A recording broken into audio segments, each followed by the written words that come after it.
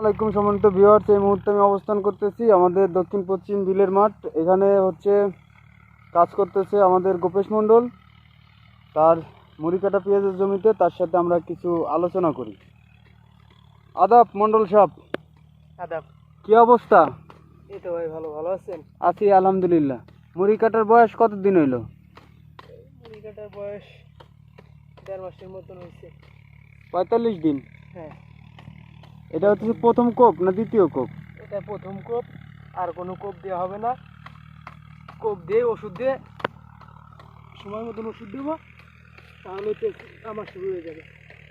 এই পেঁয়াজ কি ওষুধ দেওয়া হবে এই কোপের পরে? কোপ তো প্রায় শেষ, অল্প একটু বাকি আছে ওই পাশে না?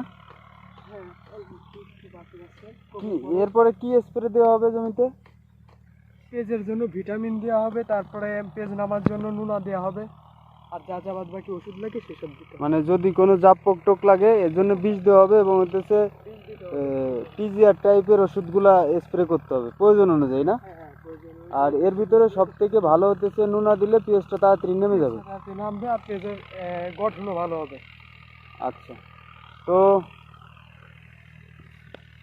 সম্মানিত ভিউয়ার্স, আপনারা দেখতে পেলেন যে এটা হচ্ছে মুড়ি কাটার জমি আমাদের গোপেশ মণ্ডল লাগিয়েছে। এটা মোটামুটি 42 থেকে 45 দিনের মতো এই জমিতে রোপণ করা হয়েছে। এটা প্রথম কোপ দেওয়া হচ্ছে, কারণ এখানে ঘাস তেমন ছিল না, যার জন্য আগে কোপের প্রয়োজন হয় নাই।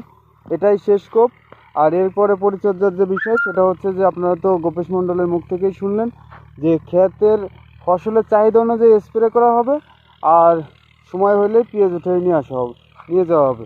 তো অলরেডি যে খোলের পেঁয়াজগুলো ছিল ওগুলো চলে গেছে, এখন নতুন পেঁয়াজের সৃষ্টি হচ্ছে। তো সঙ্গেই থাকবেন, দেখতে থাকবেন আমাদের কৃষি কার্যক্রম।